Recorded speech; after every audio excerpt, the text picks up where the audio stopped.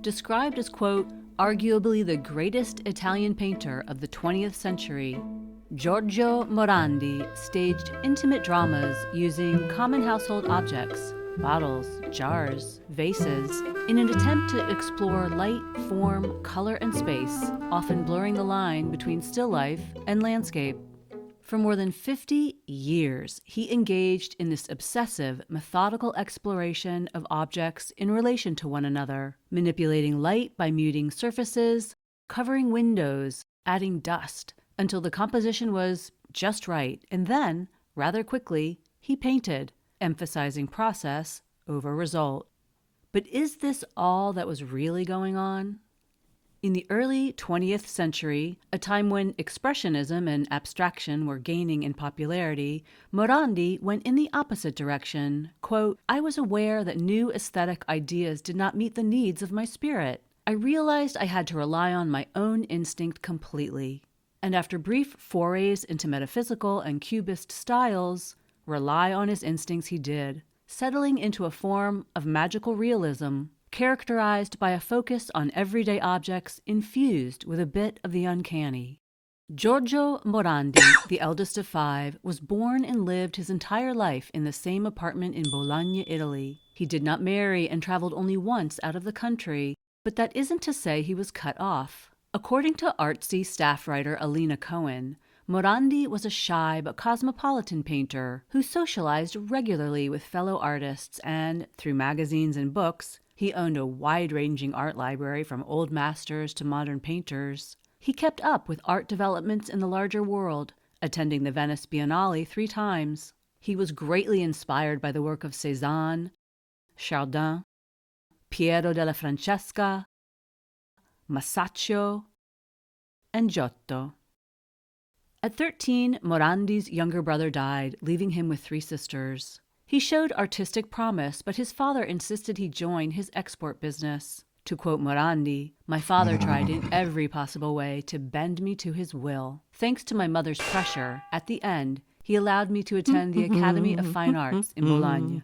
The school's curriculum was rooted in formal classical training, but to the displeasure of the faculty, Morandi, committed to finding his own way, soon gravitated toward modernism. A year into his studies, Morandi's father unexpectedly died. It was both a gift and a curse, in that it freed him to pursue his passion, while psychologically burdening him with an imperative to be successful, to justify his open defiance of his father's will.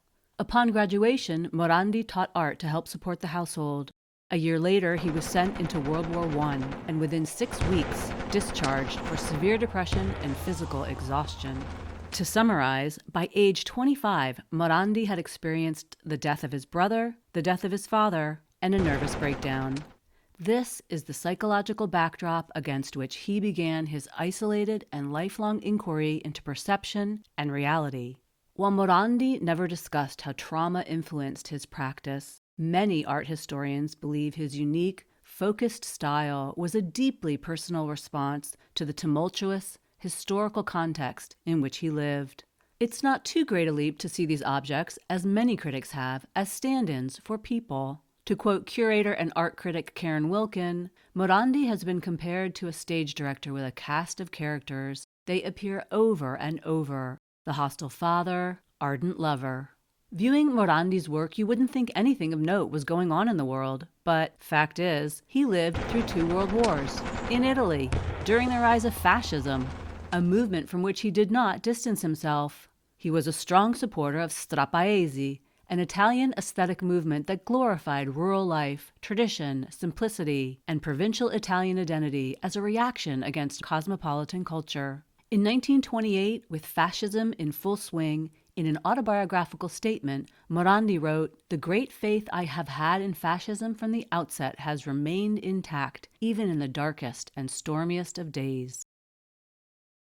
There's little to support his active participation in the movement, although there are some who claim it helped him secure his lifelong teaching position at his alma mater, where he taught etching and engraving, a skill he taught himself studying books on Rembrandt's prints. To further complicate the matter, Morandi had significant friendships with anti-fascists, for which he was briefly jailed. Art Forum co-editor Barry Schwabsky writes, Morandi's support for fascism was complex, involving a combination of career pragmatism and an ideological alignment that glorified a peaceful, pre-industrial Italy, an idea that may have resonated deeply after his traumatic World War I experience.